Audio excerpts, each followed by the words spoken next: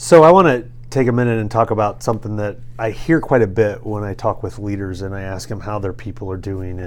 And inevitably, regardless of whether they need to hire a bunch of people or they maybe don't need to hire anybody or maybe just a couple people, I always hear them say, it's just so hard to find good people.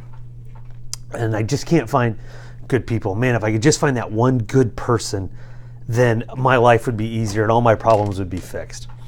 And I think the idea of a good person in that terminology, I think that's broken language. I've talked before about other things I think are broken language, using the phrase cancer to describe people, using the phrase brutally honest, right? That's broken language, and that broken language leads to broken behavior. And I think the idea of finding a good person is broken language, because we automatically make the assumption that it's the person's responsibility to prove to us as the leader that they're worthy and deserve to work for us, as opposed to finding the right person with some skills, with some competencies, right, with some character, and with a little bit of internal motivation. And if you find someone that's got the willingness to learn, they've got a little bit of drive, and they've got some character, at that point, it is now fully on you as the leader to make them a good person.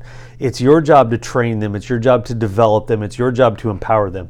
And so when we say, well, I can't find a good person, that's just you taking a pass at the responsibility of leadership that you have in training and developing and investing in your people. So when you look at an application, when you sit down and talk to someone, what kind of things are you looking for? I think you need to be looking for those 3 C's, as they're commonly referred to in lots of places. I think Bill Hybels is maybe the place I picked it up from his book, Courageous Leadership. You're looking at their competence. Do they have the skill set? Or if they don't have the actual skill set, do they have the ability to learn the skill set? You're looking at their character. What is their character? You need someone that has a strong character, because if not, their character or lack thereof will absolutely play out regardless of how strong their competence is. So you're looking at their character, you're looking at their competence, and then you're looking at connection. How well do they connect with the team? This means you can't be the only person interviewing them. This means that you should probably have people that actually have to work with them. Maybe don't even report to them or report for them, but we'll just work side by side. You should let them sit in, get their first impression. So many times as leaders, we go, well, listen, it was just my first impression, my gut impression. And in reality, then we're going to hire that person and we don't maybe even work with them directly. Why would you not bring the other people in to look at that? They need all 3 of those, but don't just assume that they have to have it through the roof. And if they're not a good person, well, we just can't find people. It's just so hard to find good people nowadays.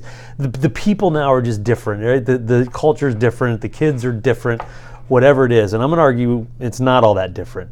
What's different is your ability as a leader to do the work to develop the people into good people, not just hoping those good people come through. So give that some thought. I'd love to know what you think. If you've got thoughts, maybe you think I'm completely wrong, I'd love to hear it. What do you look for when you interview people?